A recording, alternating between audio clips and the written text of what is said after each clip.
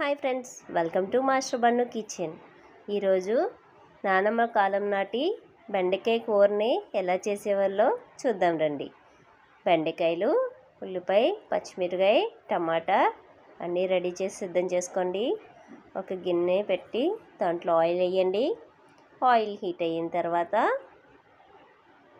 అప్పుడు ఆనియన్స్ వేయండి.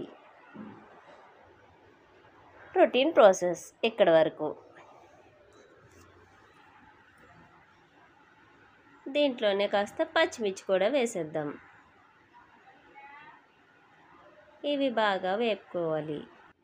ఆనియన్స్ కాస్త రెడ్ షేడ్లోకి అంటే గోల్డెన్ రెడ్ షేడ్లోకి రావాలి.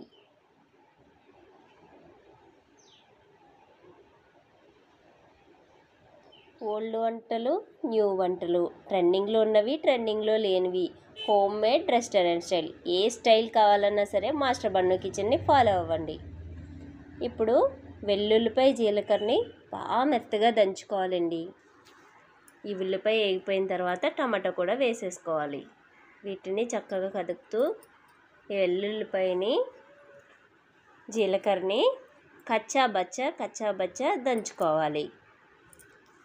టమాటా కాస్త మెత్తబడగానే బెండకాయ ముక్కలు వేసేసుకుందాం. ఈ ఎల్లుల్లిపాయ, జీలకర్ర నానమ్మల రోజుల్లో ఇలానే వేసేవారండి. దీని టేస్ట్లో అయితే కాస్త డిఫరెంట్గా ఉంటుంది. మనం రెగ్యులర్గా వండుకునే బెండకాయ కంటే ఇది కొంచెం టేస్ట్ బాగుంటుంది. మీరైతే ఒకసారి ట్రై చేసి ఎలా ఉందో కామెంట్ చేయండి. ఇంకా ఎవరైనా లైక్ చేయలేని వాళ్ళు ఉంటే లైక్ చేసి షేర్ చేయండి. కాస్త ఉప్పు వేసి ధనియాల పౌడర్ వేసాను.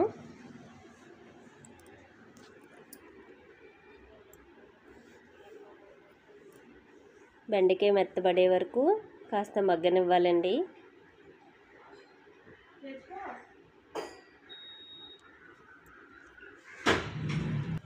కాస్త ఇలా మెత్తగా అయిన తర్వాత కదిపి చూడండి.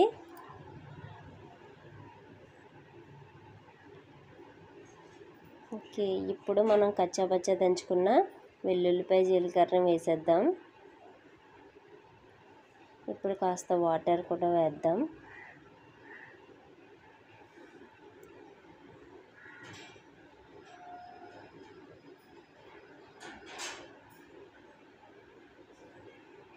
బాగుంటుందండి, ఒకసారి మీరు తప్పకుండా ట్రై చేయండి.